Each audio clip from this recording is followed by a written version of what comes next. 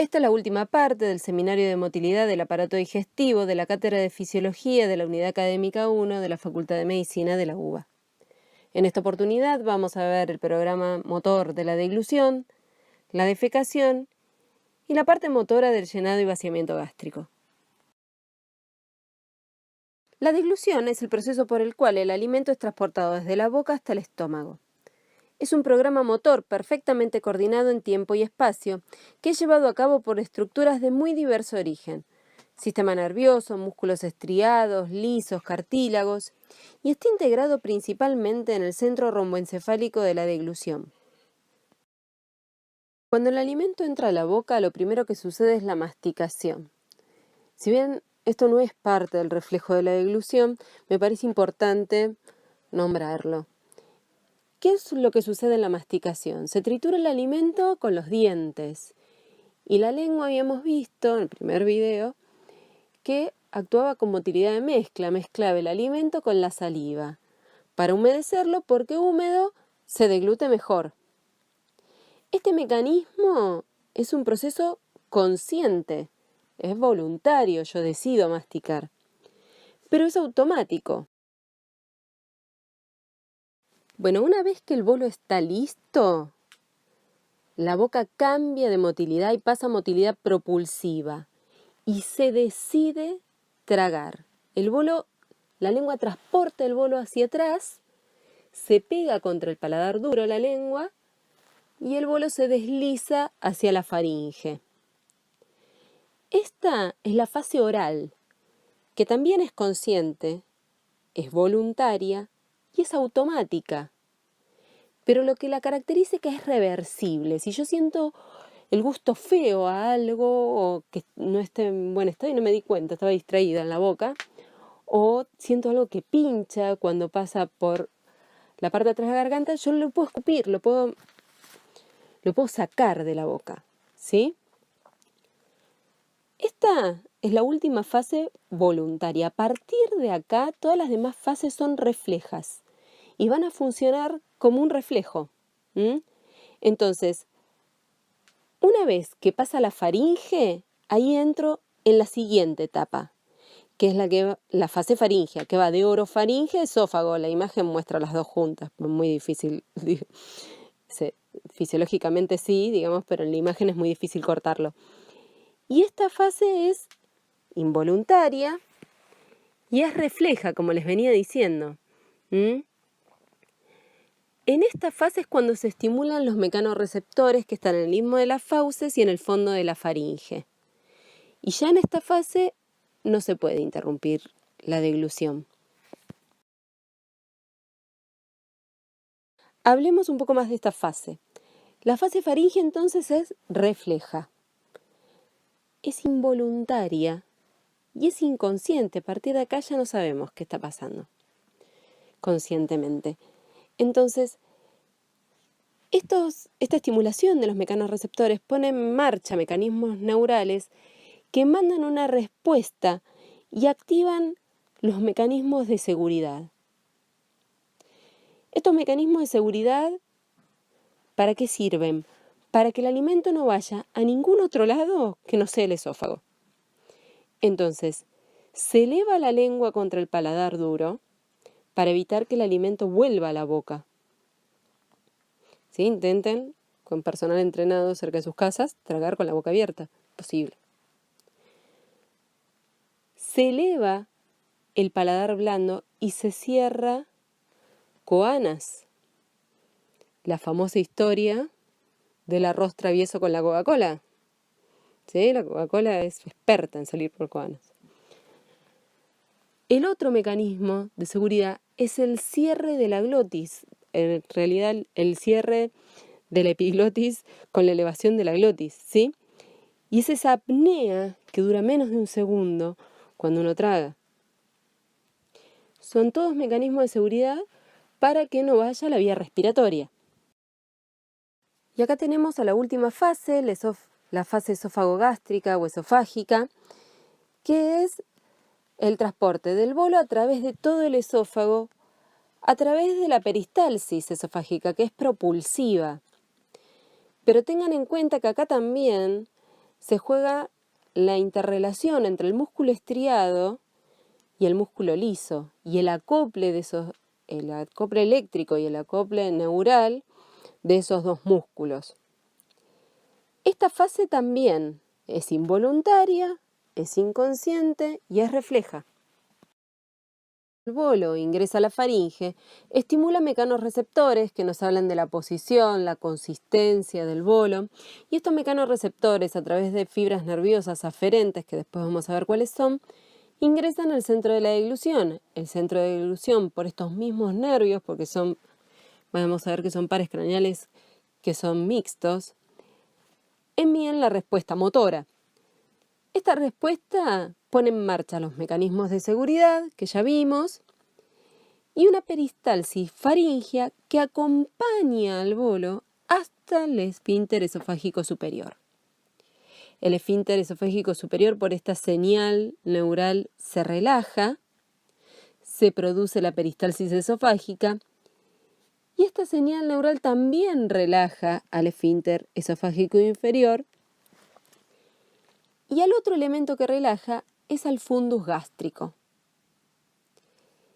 ¿Y por qué se produce esta relajación del fundus gástrico? Bueno, porque al relajarse el fundus, cuando el alimento llega, no aumenta la presión intraluminal. Entonces, supónganse que el fundus no se relajara. El alimento llega, la presión intraluminal del órgano aumenta y este alimento vuelve al esófago y a la boca. Entonces se produce esta relajación del fundus secundaria al sistema nervioso central, que se llama relajación receptiva refleja, preparándose para el alimento que va a venir.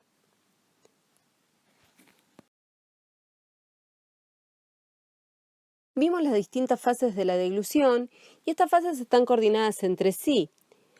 Bueno, vamos a ver cómo se activa este sistema y cómo es controlado. Hablamos de que había receptores sensitivos en orofaringe, también hay en laringe y en esófago.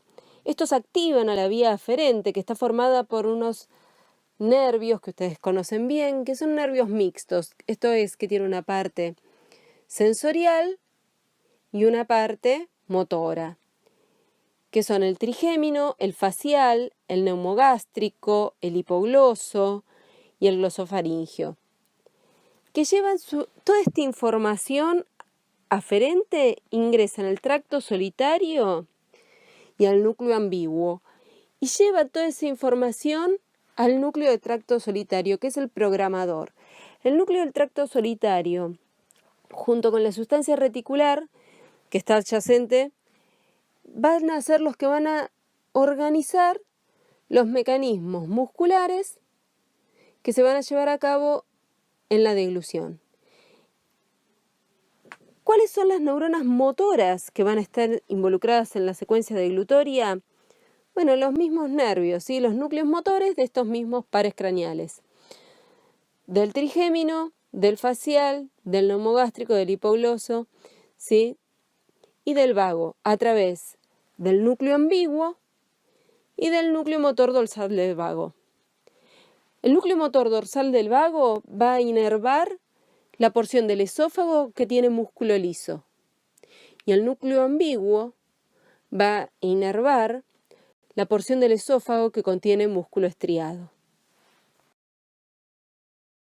El estudio que nos permite estudiar la motilidad del esófago es la manometría esofágica. ¿Qué es lo que mide la manometría? Bueno, cambios en la presión intraluminal del esófago que son reflejo de la motilidad. Entonces, ¿qué es lo que vemos? Tiene varios sensores a lo largo del cuerpo del esófago, en el esfínter esofágico superior y en el fundus, que nos muestra, por ejemplo, en el primer renglón, cómo se produce la contracción de la faringe, la onda faríngea. Después vemos la relajación del esfínter esofágico superior, una onda peristáltica esofágica a lo largo de todo el cuerpo, y la relajación del esfínter esofágico inferior. Solo a través de este estudio se pueden objetivar las ondas peristálticas esofágicas. Entonces, cuando yo veo el gráfico, lo primero me pregunto es, esta onda peristáltica que se encuentra a lo largo de todo el esófago, ¿está precedida por una deglución? ¿Y cómo sé eso si yo no hice el estudio? Bueno, ¿hay onda faríngea en este trazado? ¿Sí? Bueno, entonces estoy frente a una onda esofágica primaria. Primaria porque está precedida por deglución. ¿Se agota en el esófago superior? No. Sigue, continúa hasta el inferior. Bueno, entonces es una onda peristáltica esofágica primaria efectiva, porque llega hasta el esfínter esofágico inferior. Este tipo de ondas peristálticas en general son las que encuentro cuando el paciente está deglutiendo sólidos. Ahora, si se agotara en el esófago superior, estoy frente a una onda peristáltica primaria inefectiva. Este tipo de ondas, la primaria inefectiva, en general es la que se ve cuando el paciente deglute líquidos. Si no hubiese visto onda faríngea, es una onda peristáltica secundaria y vamos a ver que se activan del tercio inferior a la mitad del esófago hacia el esfínter esofágico inferior y en general son ondas peristálticas que cumplen la función de limpieza de restos de la deglución anterior y se activan por circuitos regionales que ya no es por acción del sistema nervioso central, sino del sistema nervioso del propio esófago, ¿sí? De los plexos del propio esófago. ¿Y si veo motilidad de mezcla? Bueno, estoy frente a una onda peristáltica esofágica terciaria, que, salvo en bebés, después es siempre patológica, y es común verla en ancianos por involución del sistema nervioso. Al deglutir el alimento vimos que antes que éste llegue al estómago, se observa la relajación receptiva refleja, regulada por el centro de la deglución. Esta relajación receptiva refleja aumenta el diámetro del fundus y produce una caída transitoria de la presión basal. Esto permite que cuando el alimento llegue al fundus, se mantenga estable la presión intraluminal. Si este mecanismo no llegara a suceder, cuando el alimento llega al estómago, la presión intraluminal aumentaría y todo ese contenido volvería a la boca. Entonces, ¿qué sucede cuando ese alimento llega al estómago? Bueno, se suspende el complejo motor migrante en todo el tubo digestivo. ¿Por qué? Porque se instala el modelo de ingesta. Y estos alimentos se empiezan a acumular al principio en el fundus, que es el que tenía la tercera capa muscular extra, que le daba la capacidad de actuar de reservorio, que tenía contracción tónica. Esto para que vean que todo lo que veníamos viendo servía para esto.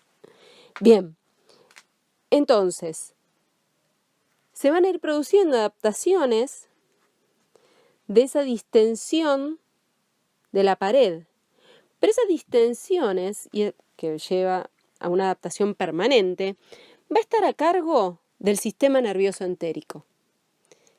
Esa relajación que ahora va a sufrir el estómago se llama relajación adaptativa refleja. Y no solo va a ser el fundus, va a ser todo el estómago, fundus y antro. Relajación adaptativa refleja.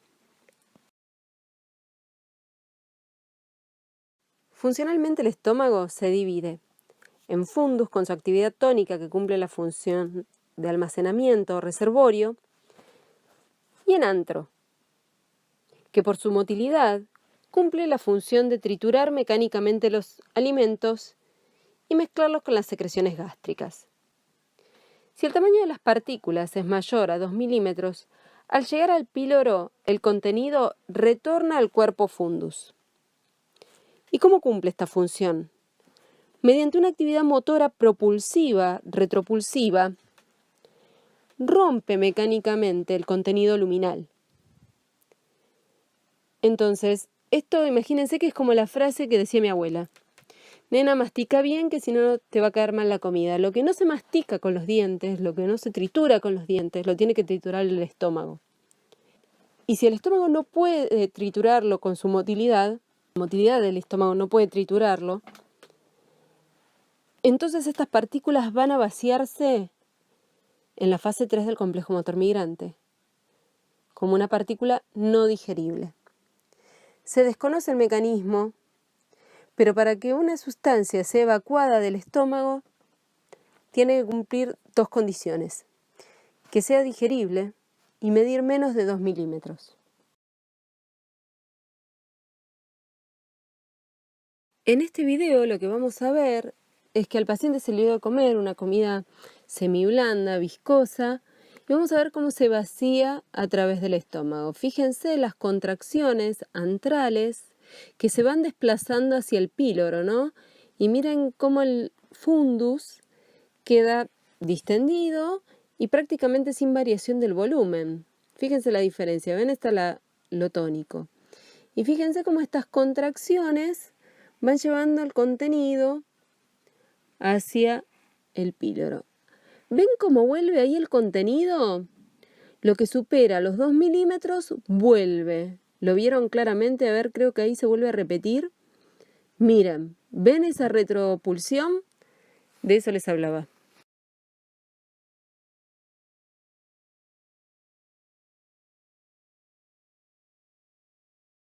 La velocidad del vaciamiento gástrico va a estar determinada por la consistencia y tamaño de las partículas alimenticias, la osmolaridad de los alimentos, el volumen ingerido, el contenido graso de estos alimentos y el pH del quimo gástrico.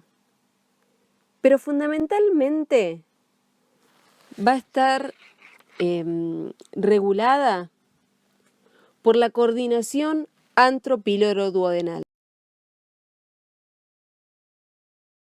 La velocidad del vaciamiento gástrico va a depender si se trata de una comida sólida o una líquida. Fíjense en esta curva, lo que muestra es el porcentaje de la comida en el estómago y el tiempo que tarda en vaciarse, expresado en minutos. Fíjense los líquidos. Inmediatamente, casi en el minuto 0, se vacía, ¿sí? Esto sucede con los líquidos isotónicos. El vaciamiento es inmediato. Y no interrumpe en el complejo motor migrante, no interrumpe el ayuno, el agua, por ejemplo. Los líquidos hipertónicos sí interrumpen el ayuno, y como las bebidas cola, por ejemplo. Y lo que sucede es que se isotonizan parcialmente en el estómago y después son vaciados. ¿Qué sucede con los sólidos? Fíjense que este gráfico lo que muestra es que primero hay una meseta, la fase de retención, y después recién ahí son vaciados. ¿Qué les parece? ¿A qué corresponde esta meseta? Bueno, es el tiempo que lleva transformar esos alimentos de sólidos a líquidos que tengan el tamaño de una partícula menor a 2 milímetros para poder ser evacuados. Y fíjense qué pasa con los semisólidos, por ejemplo, con un puré, una papilla. Esa meseta es menor, porque ese proceso es más rápido. Nos relajamos un minutito como mi amigo de cuatro patas y seguimos porque el tema que viene es el último, pero es pesadito.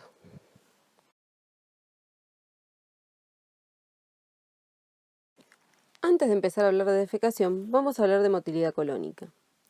Las propiedades electromotoras del colon dependen de dos ritmos biológicos, del estado de ayuno-ingesta y del estado sueño-vigilia.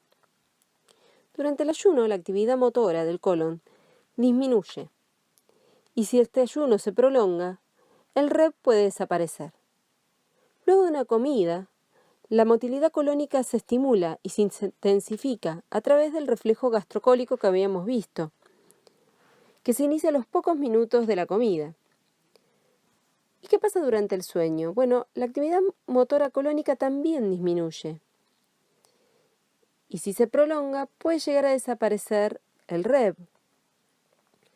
Esta es la razón por la cual no existen evacuaciones nocturnas y la ampolla rectal habitualmente se encuentra vacía.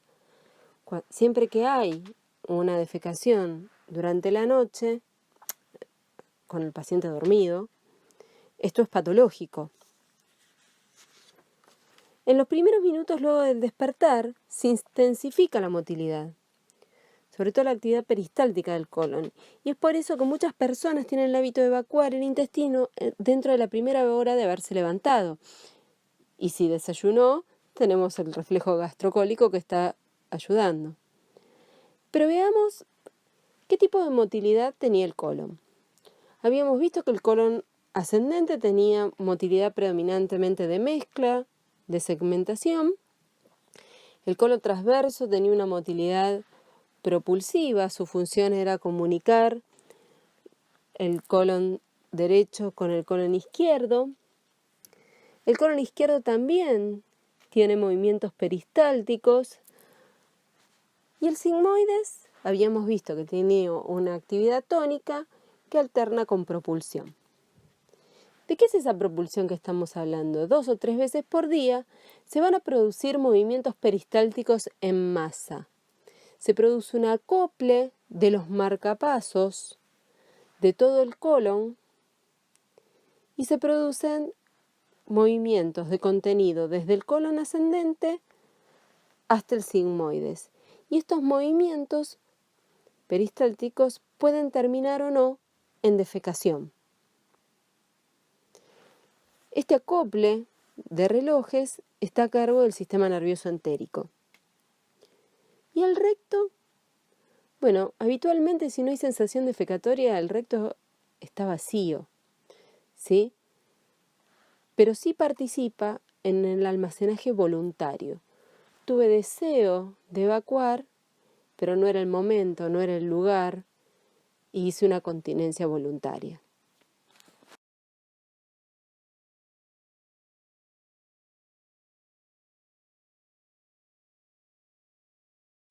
Bueno, vamos a ver los componentes que van a participar en la defecación. Tenemos el recto, que una de las propiedades funcionales más importantes que tiene es la compliance. Puede aumentar el volumen adentro del recto sin que aumente significativamente la presión intraluminal. El esfínter anal interno, que es un anillo muscular liso, que tiene inervación del sistema nervioso entérico y que se encuentra en la unión recto-anal. Durante el reposo va a permanecer contraído. El esfínter anal externo, que está formado por músculo estriado, que es voluntario, y que recibe inervación somática del nervio pudendo. En reposo está relajado y se contrae reflejamente cuando aumenta la presión intraabdominal o se estimula la piel del ano. Y de manera voluntaria cuando debe controlar la continencia. Tenemos a las puborectalis, que nace en el pubis, se extiende hacia el recto, lo rodea por su cara posterior y vuelve para insertarse nuevamente en el pubis. En reposo se encuentra contraído. Y es este músculo el que mantiene el ángulo recto anal, que interviene también en la continencia. La inervación de este sector está dada por el sistema nervioso autónomo y el somático. Los receptores del recto son polidomodales para estiramiento y compresión, y van a activar las vías aferentes. La información sensorial activa el sistema nervioso entérico, en donde hacen sinapsis, si ustedes se acuerdan, el parasimpático. Pero este va a ser el parasimpático sacro.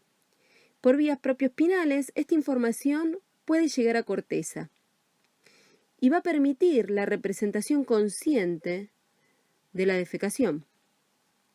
La información dolorosa se transmite por la médula lumbar, mientras que la sensibilidad somática de los músculos del piso pelviano y de la piel perianal son transmitidas por el nervio pudendo.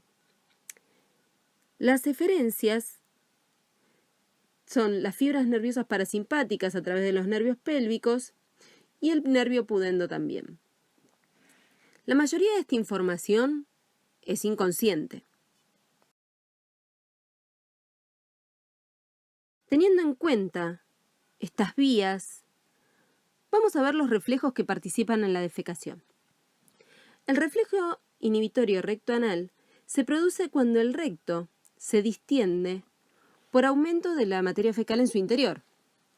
Esto hace que se relaje el esfínter anal interno, que en reposo está contraído. Este reflejo es víscero-visceral.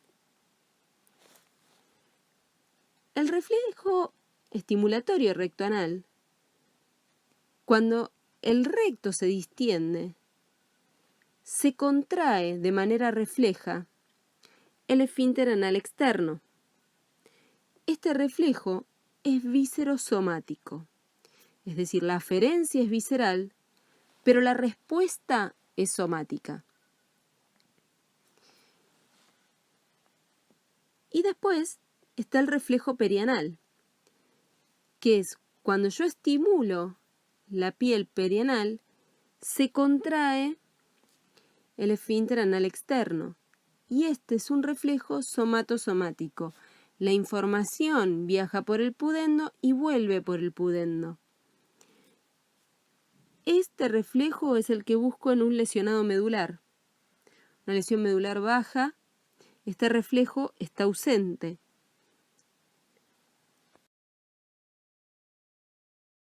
Entonces, ¿cómo es la dinámica evacuatoria? Cerrando un poquito todo esto que parece tirado de los pelos, ¿no?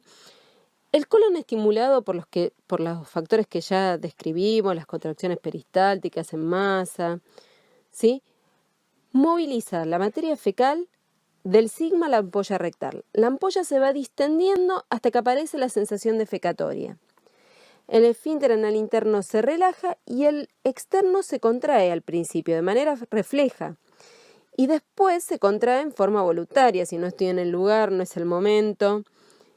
Y cuando se decide la evacuación, que es consciente, se relaja el piso pelviano, se relaja el esfínter anal externo y la presión ejercida por el recto expulsa las materias fecales. En el momento final se contrae la prensa abdominal. Les dejo acá la bibliografía y si tienen preguntas o dudas, me escriben abajo del video.